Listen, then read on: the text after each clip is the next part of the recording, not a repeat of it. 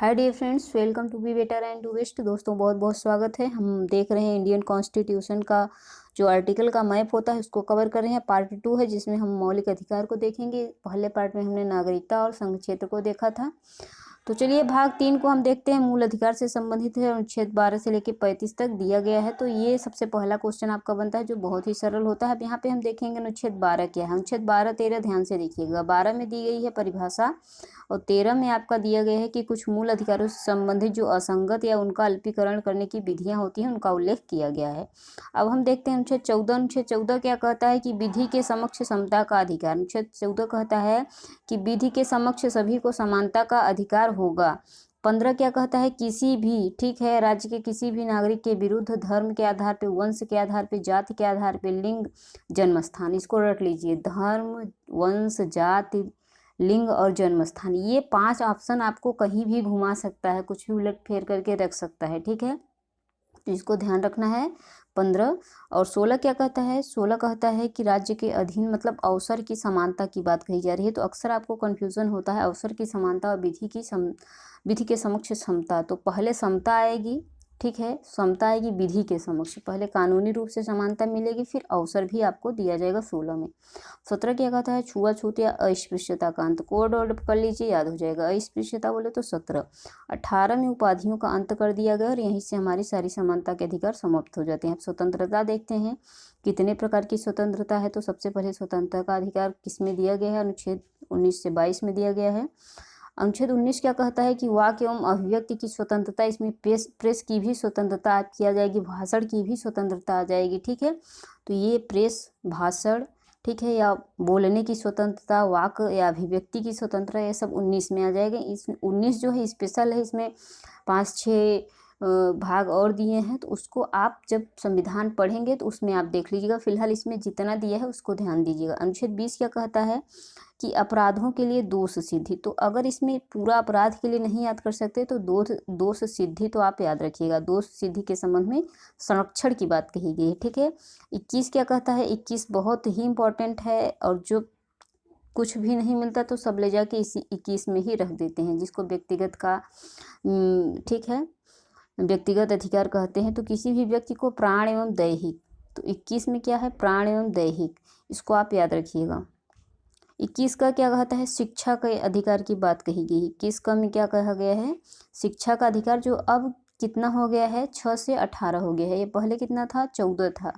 और 0 से 6 तक कहाँ मिलता है, लोग आप कमेंट, ये प्रश्न जो है आप लोग कमेंट करके बताइएगा। 22 में क्या दिया गया है, गिरफ्तारी निषेध। ठीक है, कुछ दशाओं में गिरफ्तारी और निरोध से संरक्षण। तो ये 22 गिरफ्तारी निरोध और आपका यहाँ पे देख लीजिए 20 जो है दोष सिद्धि। इसको आप लोग अच्छे से समझ लीजिएगा क्योंकि दोनों में घुमा देता है आपको एग्जाम में। अगला देखिए शोषण के विरुद्ध अधिकार। तो 23 और 24 आप सभी को पता है। इसको आप बलात्कार खाना भी याद रखेंगे तो भी आपको समझ में आ जाएगा। बलात् श्रम प्रतिषेध जो दिया गया है 23 में दिया गया है। ठीक है, जिसमें बेगार हो या दुर्व्यापार हो मानव का, इन सब पर रोक लगाई गई है। और 24 क्या कहता है, 24 में अगर 14 वर्ष से कम आयु के बच्चे को किसी भी कारखाने में काम करने के लिए, यहाँ पे इसको गैर कानूनी बताया गया है कि 14 वर्ष का कोई भी बच्चा है उसको किसी भी कारखाने में या खानों में काम नहीं करने दिया जाएगा।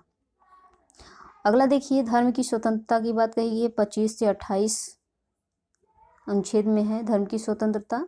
अनुच्छेद 25 क्या कहता है कि आप किसी भी धर्म का अंतःकरण कर सकते हैं, किसी भी धर्म को मान सकते हैं, उसका आचरण कर सकते हैं और प्रसार कर सकते हैं। ठीक है, 26 क्या कहता है कि धार्मिक कार्यों का आप प्रबंध कर सकते हैं। अगर कार्यों का प्रबंध नहीं तो सिर्फ प्रबंध याद रखिए।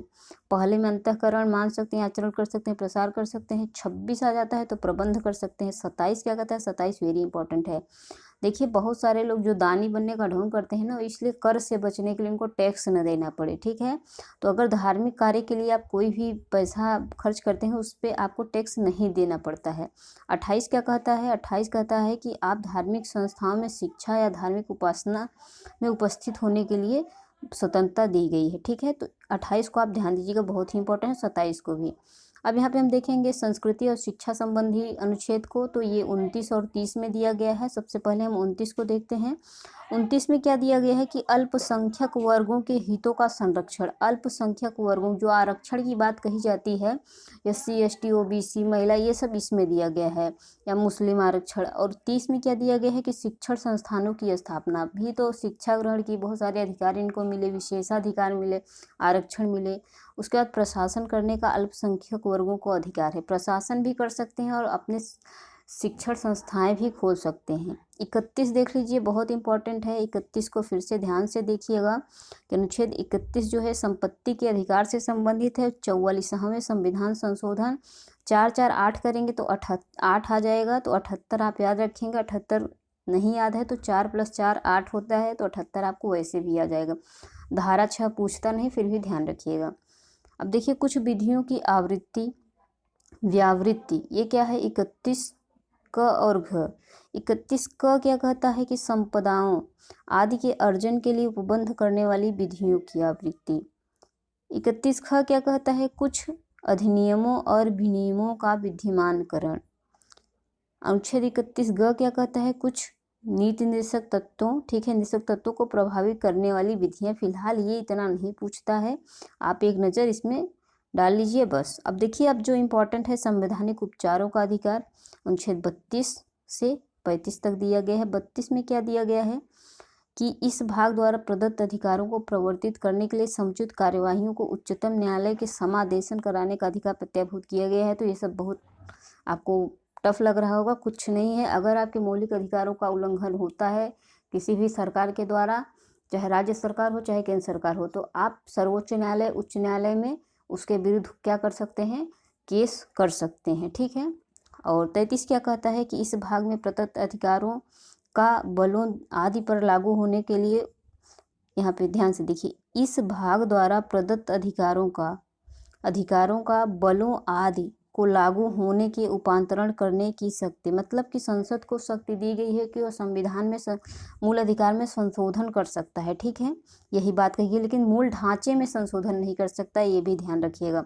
34 क्या कहता है कि जब किसी क्षेत्र में सेना विधि प्रवृत्त हो, इस भाग द्वारा प्रदत्त अधिकारों का पर निर्बंधन होगा। सेना प्रवृत्ति मतलब जैसे राष्ट्रपति शासन हो, या फिर जैसे जम्मू कश्मीर में बहुत बार क्या होता था, 144 लग जाता था, तो मूल अधिकार उसमें बहुत सारे ऐसे थे जो निलंबित हो जाते थे, ठीक है, तो उसके बारे में कहा गया। 35 में क्या कहा गया है? इस भाग के उपबंधों को प्रभावी करने के लिए विधान कहा गया है। तो इस भाग में जितने भी उपबंध दिए गए हैं, कैसे उनको प्रभाव में लाया जाए, इसके बारे में यहाँ पे विधियों के बारे में बताइए, क्या कानून है किनके द्वारा हम इसको ला सकते हैं। तो ये रहा आपका पूरा मौलिक अधिकार, पूरे अनुच्छेद हैं, जिसमें से कुछ महत्वपूर्ण है। 13 हो गया आपका, बहुत ही इंपॉर्टेंट है। उसके बाद 14 हो गया, 15, 16, 17, 18, 19 ये सब इंपॉर्टेंट है। 20, 21 का भी, 22 भी इंपॉर्टेंट है, 23, 24 भी।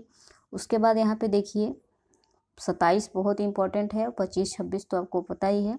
उसके बाद 29, 30 बहुत एग्जाम में पूछा जाता है। संपत्ति के अधिकार 31 हाँ बहुत ज़रूरी है। फिर 32 वाला, ये जो आपका पहला वाला है, ये बहुत इंपॉर्टेंट है, और ये वाला, ठीक है, ये भी इंपॉर्टेंट है। ये दोनों इसमें इंपॉर्टेंट है, तो इसको आप 2-3 बार देखेंगे, आपको याद हो जाएगा, ठीक है। बहुत बहुत धन्यवाद।